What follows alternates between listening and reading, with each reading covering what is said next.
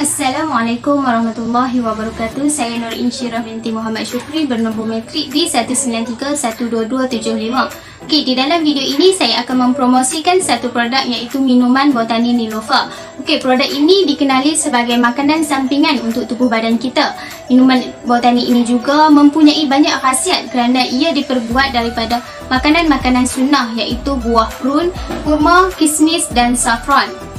Untuk pengetahuan semua, kita boleh makan makanan ini sekali ataupun 2 kali sehari. Okey, minuman botani ini juga dijual dengan harga yang sangat berpatutan iaitu dengan hanya RM59 bagi satu paket ini dan ia mengandungi 15 sachet di dalam satu paket. Okey, oleh itu kita tidak perlu merasa ragu-ragu untuk mengamalkannya kerana di dalam minuman ini juga ia tidak mengandungi perisa tiruan ataupun perwarna tiruan dan ia juga tidak mengandungi tambahan gula di dalam makanan ini ataupun minuman botani ini. Selain itu, apabila kita mengamalkan makanan ini, ia juga dapat menambah kebaikan di dalam tubuh badan kita kerana ia mengandungi banyak vitamin. Dan di antaranya ialah vitamin C dan vitamin K. Okey, vitamin C adalah penting untuk pembentukan kolagen dan penyerapan zat besi ke dalam tubuh badan kita. Manakala vitamin K pula, ia diperlukan untuk pembekuan darah yang normal dan sintesis protein yang mana terdapat di dalam plasma, tulang dan buah pinggang. Oleh itu, kita sangat digalakkan mengambil makanan sunnah kerana ia akan memberi pelbagai manfaat terhadap tubuh badan kita.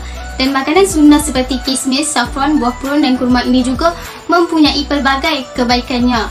Dan antara kebaikan yang terdapat di dalam minuman botani ini adalah yang pertama, ia dapat melawan bakteria mulut yang menyebabkan perebutan gigi dan membantu mengurangkan stres.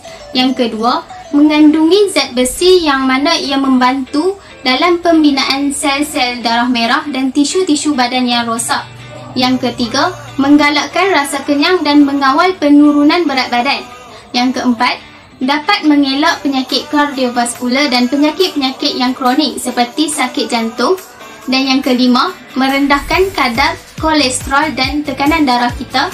Dan yang keenam, menguatkan otot dan tulang serta melancarkan pencernaan di dalam tubuh badan kita. Di samping itu juga, minuman botani ini mudah dijadikan sebagai makanan rutin harian kita kerana ia senang dibawa ke mana-mana sahaja dan mudah untuk minum apabila ia tersedia seperti ini.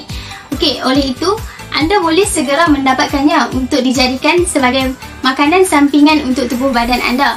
Dan jika anda ingin membeli minuman botani ini, anda boleh segera dapatkan produk ini daripada ejen-ejen yang berdekatan dengan anda atau boleh terus pergi ke Instagramnya iaitu Markas Tijari. Okey, sekian sahaja daripada saya. Terima kasih.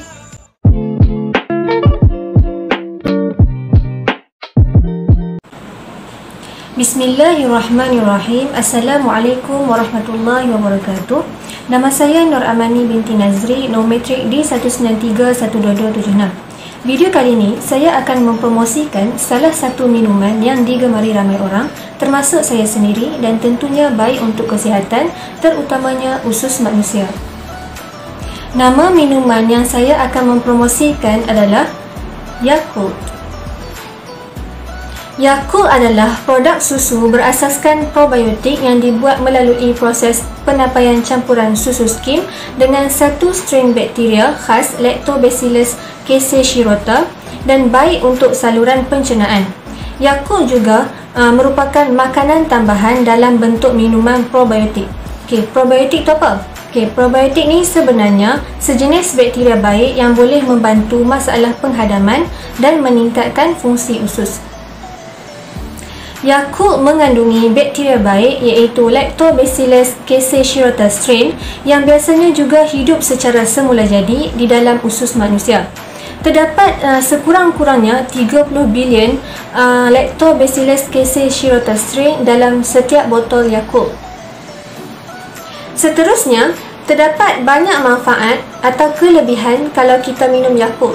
Antaranya, yang pertama, dapat menambah bilangan bakteria baik dalam saluran penghadaman dan menghalang perkembangan bakteria jahat yang menyebabkan jangkitan.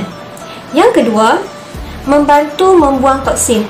Dengan kerap minum Yakult, toksin dalam usus dapat dikurangkan dan mengelakkan usus kita daripada mengalami gangguan dan jangkitan.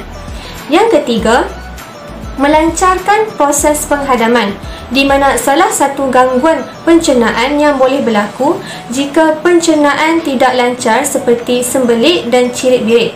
Maka, dengan mengamalkan Yakult secara teratur, anda boleh mengelakkan risiko gangguan ini dan probiotik Shirota terbukti berkesan untuk melancarkan pergerakan usus.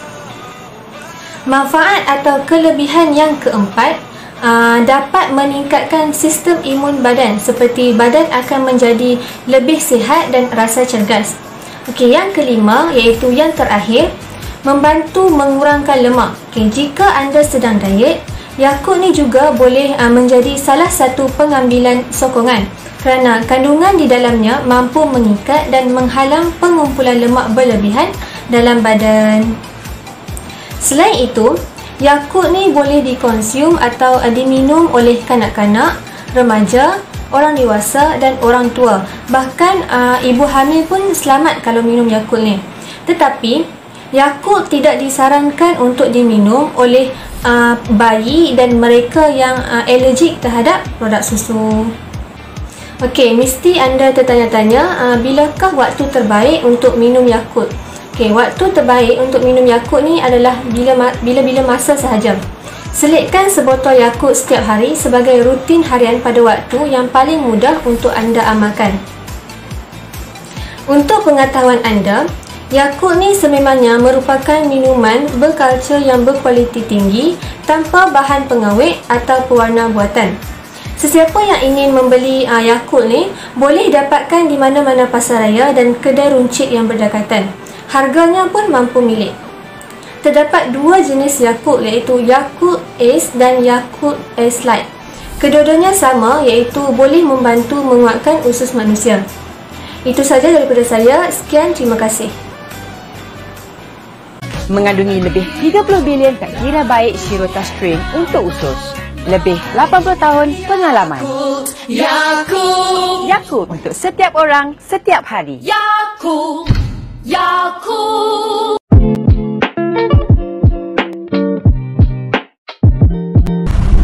Bismillahirrahmanirrahim. Assalamualaikum warahmatullahi wabarakatuh.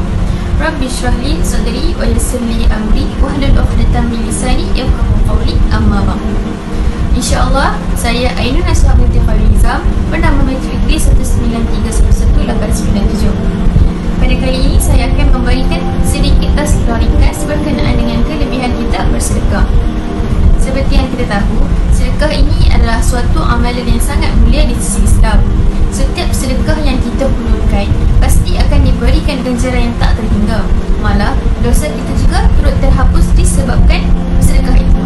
Nabi SAW bersabda yang bermaksud, sedekah ni dapat menghapuskan dosa sebagaimana memadamkan api. Hadis riwayat Imam At-Tirmizi.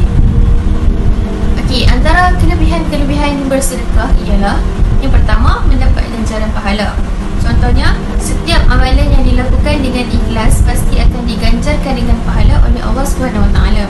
Ini termasuklah dalam perbuatan memberi dan bersedekah kepada sesiapa yang memerlukan. Allah berfirman, tidak ada kebaikan pada kebanyakan bisikan-bisikan mereka kecuali dari bisikan-bisikan orang yang menyuruh memberi sedekah atau berbuat kebaikan atau mengadakan perdamaian di antara manusia. Dan barang siapa yang berbuat demikian kerana mencari keridaan Allah, maka kami akan memberinya pahala yang besar. Surah An-Nisa ayat ke-114.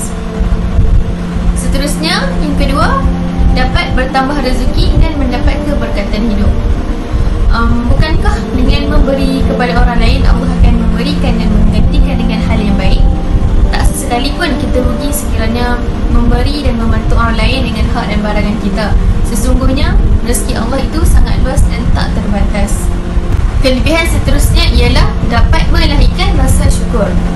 Rasa syukur adalah apabila kita berterima kasih kepada Allah SWT dengan apa-apa yang kita terima.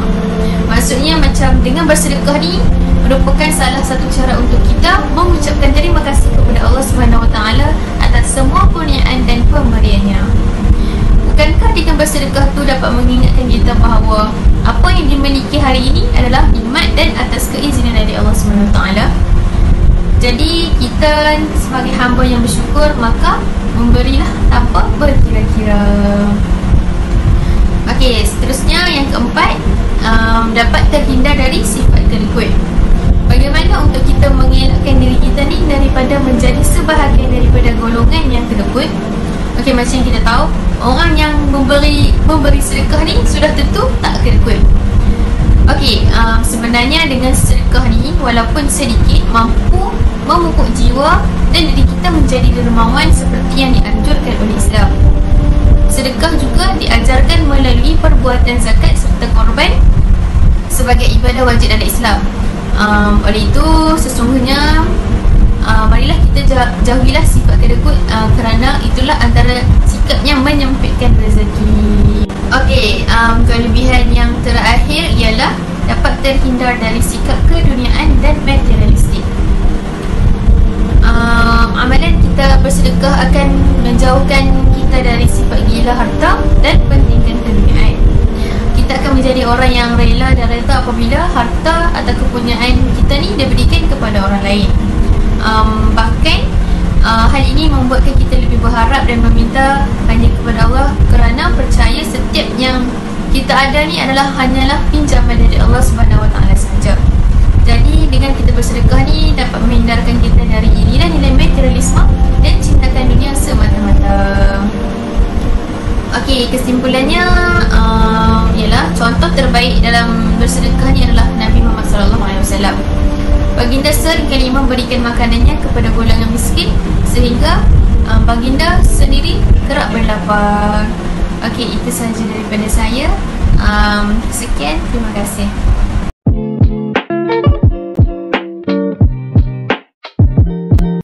Bismillahirrahmanirrahim. Assalamualaikum warahmatullahi wabarakatuh. Saya Nur Fatin Atirah binti Sapudin, bernama matrik D193117776. Hari ini saya akan menyampaikan tazkirah ringkas bertajuk sabar. Sabar merupakan perkataan yang sering kita dengar dalam kehidupan seharian. Akan tetapi, tahukah kita bahawa ia adalah perkataan yang mudah diungkap tetapi susah untuk dilaksanakan, melainkan mereka yang benar-benar mempraktikkan nilai kesabaran dalam diri masing-masing. Sabar membawa maksud menahan atau meninggalkan. Setiap orang tidak terlepas daripada nikmat dan cubaan dalam kehidupan mereka. Maka kesabaran dalam suatu perkara perlulah dititik beratkan supaya pekerjaan yang dilakukan mendapat hasil yang diinginkan. Sifat sabar merupakan satu sifat yang cukup hebat sehingga Allah menyebutnya sebanyak 90 kali di dalam Al-Quran. Tetapi yang paling hebatnya apabila Allah menyebutnya di dalam surah Al-Baqarah ayat 153 yang bermaksud sesungguhnya Allah bersama orang-orang yang sabar. Sabar merupakan sifat yang akan mendekatkan diri kita dengan Allah SWT. Sabar juga merupakan kekuatan bagi jiwa orang mukmin. Sabar terdapat beberapa jenis, antaranya ialah sabar dalam ketaatan kepada Allah SWT. Ketaatan kepada Allah SWT merupakan perkara yang wajib diikuti oleh semua manusia. Ia merupakan perintah Allah SWT kepada kita. Firman Allah SWT dalam surah Al-Baqarah ayat 21 yang bermaksud, wahai sekalian manusia, beribadatlah kepada Tuhan kamu yang telah menciptakan kamu dan orang-orang yang terdahulu daripada kamu, supaya kamu menjadi orang-orang yang bertakwa. Sabar dalam mentaati Allah lebih sempurna daripada sabar menjauhkan diri daripada perkara-perkara maksiat. Sesungguhnya kebaikan dalam melakukan ketaatan lebih dituntut oleh syarak daripada kebaikan meninggalkan maksiat. Ini kerana manusia yang mentaati Allah bersungguh-sungguh dengan sendirinya akan menjauhkan diri daripada maksiat kepada Allah SWT. Yang kedua, sabar dalam meninggalkan maksiat dan perkara-perkara haram. Sesungguhnya Allah menjadikan sesuatu sebagai ujian untuk menilai keimanan seseorang itu terhadapnya. Firman Allah SWT dalam surah Al-Anbiya ayat yang ke-35 bermaksud, dan kami menguji kamu dengan kesusahan dan kesenangan sebagai cubaan, dan kepada kamilah kamu semua akan dikembalikan. Allah menjelaskan kepada kita bahawa setiap apa yang ada pada orang yang tidak beriman dan melakukan maksiat bukan bererti mereka mendapat nikmat. Akan tetapi, ia adalah satu bala yang mana ramai manusia tidak mengetahuinya. Contoh-contoh yang jelas di dalam Al-Quran seperti Fir'aun yang mempunyai kekuasaan dan kekayaan, tetapi Allah melaknat dia disebabkan ketidakimanan kepada Allah SWT. Begitu juga dengan Qarun yang mempunyai harta yang sangat banyak, akan tetapi harta itu tadi hanyalah merupakan malapetaka baginya. Yang ketiga adalah sabar dalam sesuatu ujian dan ketentuan Allah. Tidak ada seseorang yang terlepas daripada dugaan dan ujian dunia. Ujian ini datang tidak kira baik atau jahat, mukmin atau kafir, tetapi yang membezakan adalah bagaimana orang mukmin menghadapi satu musibah itu dengan keredaan dan ketenangan, kerana mereka yakin itu adalah ujian Allah untuk menguji hamba-hambanya. Ia juga perlu dilihat sebagai satu tangga untuk meningkatkan keimanan. Firman Allah SWT dalam surah Al-Baqarah ayat 155 bermaksud, dan sungguh akan kami berikan ujian kepadamu dengan sedikit ketakutan, kelaparan, kekurangan harta, jiwa dan buah-buahan, dan berikanlah berita gembira kepada orang-orang yang sabar. Setiap ujian manusia itu berbeza-beza di antara satu sama lain. Maka dengan kita bersabar dan yakin kepada Allah SWT, ia akan menjadikan seseorang hamba itu lebih reda menangani setiap masalah yang dihadapi. Jadi antara ketiga-tiga jenis sabar tersebut, tahap sabar yang manakah tahap terdiri dalam diri kita? Ketahuilah sabar itu adalah anugerah terindah yang menjanjikan pelbagai kurniaan dan ganjaran. Antaranya, orang yang sabar mempunyai kedudukan tinggi di sisi Allah SWT, mendapat keampunan, rahmat dan petunjuk daripada Allah SWT, serta mendapat balasan yang lebih baik daripada Allah SWT. Akhirnya, sebagai hamba Allah, sentiasalah kita bersabar dalam menghadapi segala ujian dan dugaan, kerana semua itu adalah ketentuan dan ketetapan Allah SWT. Ingatlah bahawa apabila Allah menguji kita, maka kita disuruh untuk bersabar.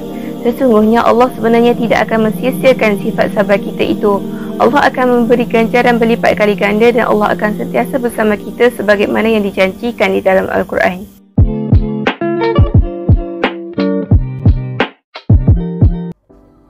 Nama saya Dalili Atika binti Syahnizam, nombor metrik D1931-2000. Hari ini saya akan menyampaikan cerita spontan yang bertajuk Apa itu Coronavirus? Coronavirus adalah sejenis virus atau kuman yang halus dan tidak dapat dilihat dengan mata kasar. Virus ini sangat ringan dan boleh terapung di udara dalam bentuk tetesan air yang kecil dan boleh melekat di kulit kita tanpa disedari. Jika kuman ini masuk ke dalam badan, ia akan menggunakan tubuh badan kita untuk membiak dan menyebabkan kita jatuh sakit. Bagaimana coronavirus ini boleh merebak? Saintis berpendapat bahawa virus ini boleh merebak melalui dua cara. Coronavirus berada di tekak dan mulut manusia. Apabila pesakit yang dijangkiti coronavirus batuk, bersin atau bernafas, virus ini akan keluar dari mulut dalam bentuk tetesan air yang kecil. Seseorang itu boleh dijangkiti jika berada dekat dengan pesakit COVID-19 yang batuk atau bersin. Oleh itu, amalkan penjarakan sosial dan pemakaian pelitup muka. Coronavirus dari dalam badan boleh dipindahkan ke tangan dengan mudah apabila ia menyentuh hidung atau mulut. Jika seseorang yang mempunyai kuman coronavirus di tengah mereka memegang tombol pintu, virus ini boleh hidup di situ selama beberapa jam. Apabila orang lain membuka pintu tersebut, virus itu akan berpindah ke tangan mereka. Jika mereka menyentuh hidung atau mulut, virus tersebut akan masuk ke dalam badan mereka pula. Oleh itu, kita juga boleh dijangkiti jika memegang permukaan yang tercemar oleh virus. Jadi, apa yang berlaku sekiranya kita dijangkiti coronavirus? Setengah orang, terutamanya kanak-kanak, tidak mempunyai gejala apabila dijangkiti oleh coronavirus ini.